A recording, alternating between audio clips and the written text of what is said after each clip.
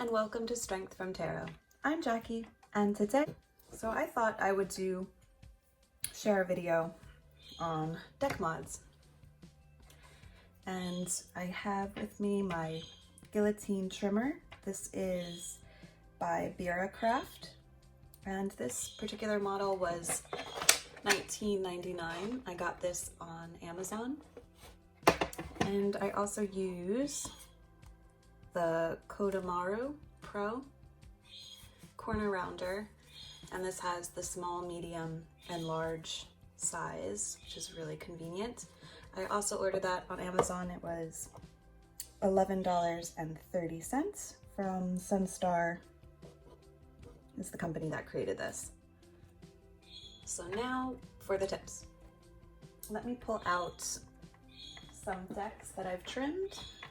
The first deck trim that I ever did was the Literary Witches Oracle. And this cardstock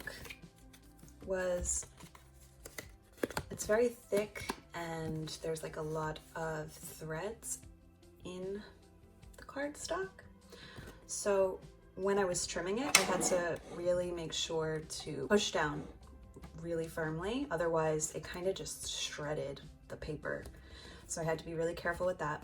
I like to trim each side at a time, so I will cut one side and continue on that side until I get through the whole deck. And this is great because I will look at my measurements and I will, to the line, follow it. So each card will be cut as accurately as possible. And that's what I do for the entire deck. So I'll start with the one side, then I will turn the deck, I will do the next side, each side, and then I will do top and bottom. So this way you have the same measurements, repetitive over and over again, and it keeps for a smoother deck. So that is tip number one, is to trim one side at a time. You'll get more accurate cuts that way. The next deck that I trimmed was the Black Moon astrology cards, and this deck had these really big chunky borders, which I hated.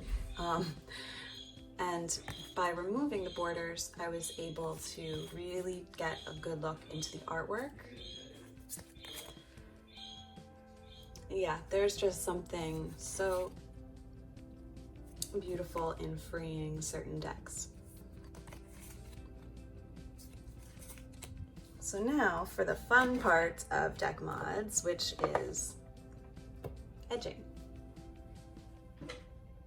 Now I either use markers to edge my deck, or I will use stamps. So for markers, you have your Sharpies. I like to use the chisel tip. I also can use Prismacolor Premier. This one has the pointed edge and the chisel.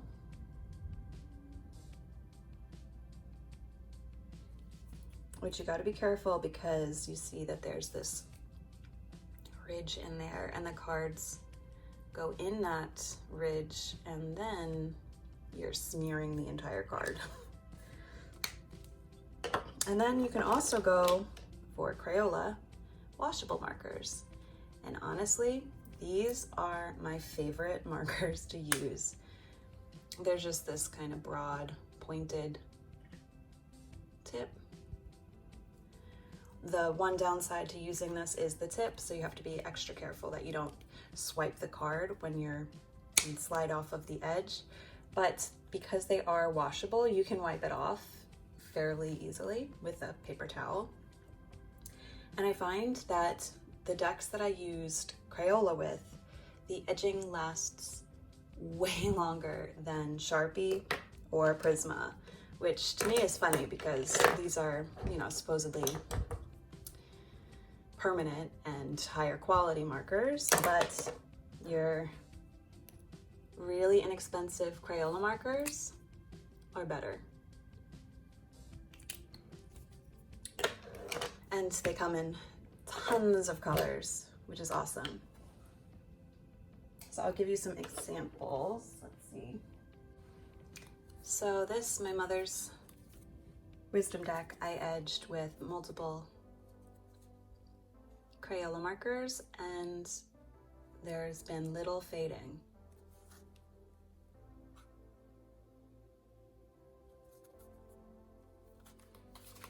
My tree wisdom cards, I edged with a Sharpie.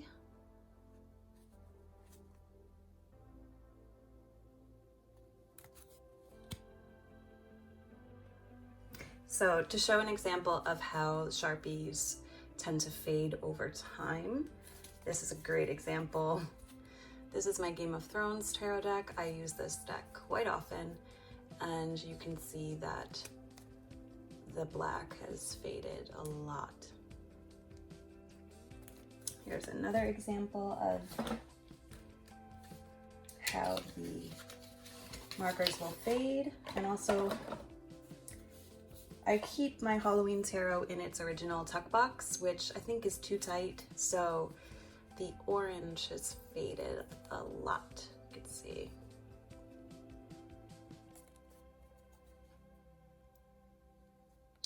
With that. And this I used Sharpie.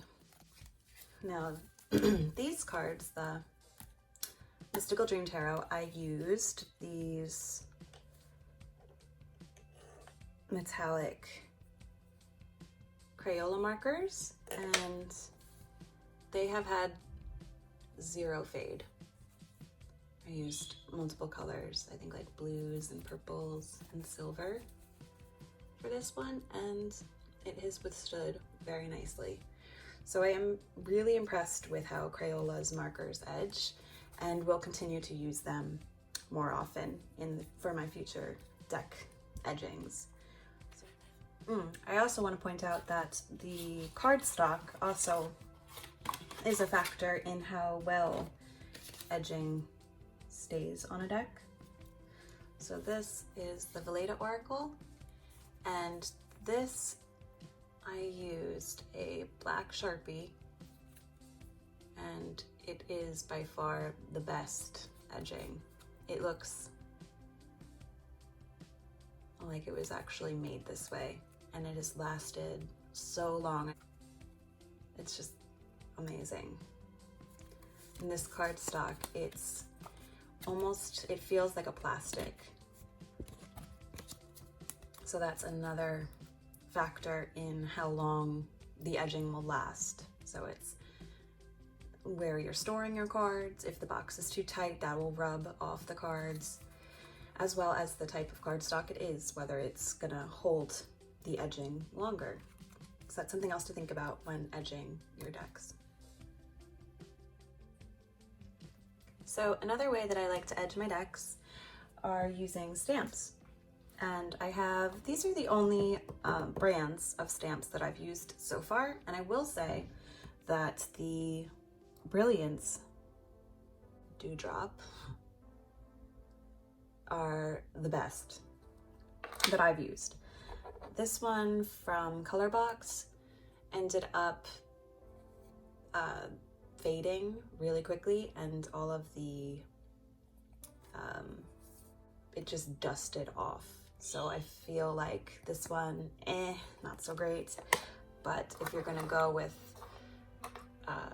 stamps that you find in your craft store, local craft store, I forget where I got this. It was either Michael's or AC Moore. But yeah, these ones are the best. So I'll show you. I edged this stack with the Brilliant stamps, and it is beautiful.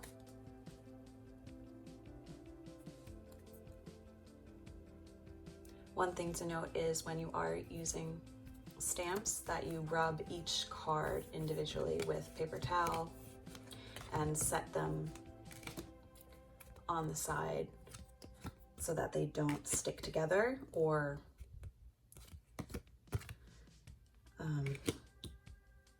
when they're drying. So let me show you an example of this stamp. Take a swig of my coffee.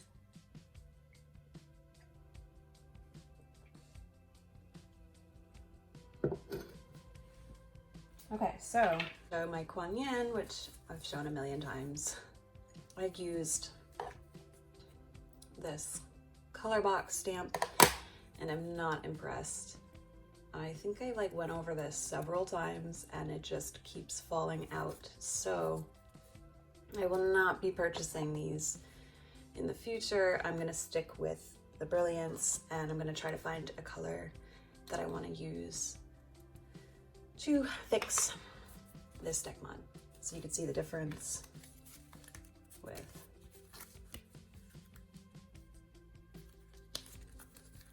here.